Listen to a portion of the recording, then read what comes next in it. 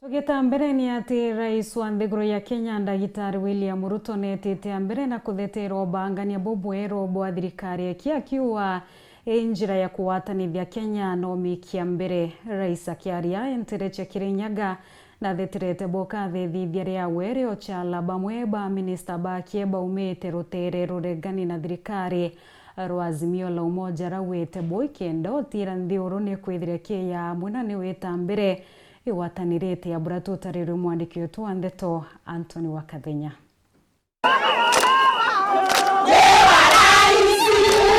Kwa ntuku ngima Rais William Ruto athindite kaunti ya Kirinyaga kireruguria bwa miradi ya maendeleo. Tumpongeze kwa makofi Rais wa Jamhuri ya Kenya baada ya uzinduzi rasmi wa Last Mile Connectivity. Ndio ngeno ile ya mbere ntereno nyuma ya kuthondeka kanju njere ya mawaziri amuna kuthira kwina maandamano ma Gen Z kwa Bimya Kathumba. Rais William Ruto akialilia kari tauni ya Sagana ni akathitete galelea ile kuthondeka kanju njere ya mawaziri bamwe bao bamwitakiri bandi ndega na thirikari kiri ngwataniro ya Azimio. Juzi nimetengeneza serikali nikalete kila mtu ndani yake.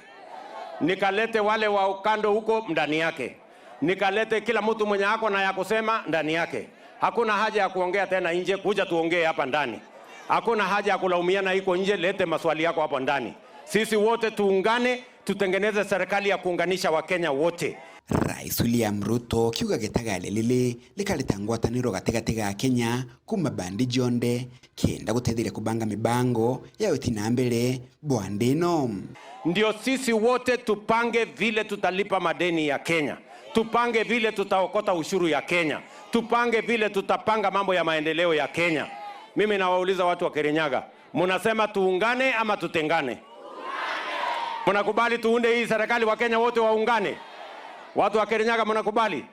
Tuunganishe kila mtu? Kila mtu akuje hapa. Tulipe ushuru pamoja. Tufanye maendeleo pamoja. Tulipe madeni pamoja. Wale wanakubali na mimi jameni nione kwa watu. Rais Ruto akiuga utina bate antu kumwita Zakayo na kigina kire kudure no kire ogoti kire guna Kenya bonde. Ndio. Unajua hawa watu waliniita ati mimi Zakayo.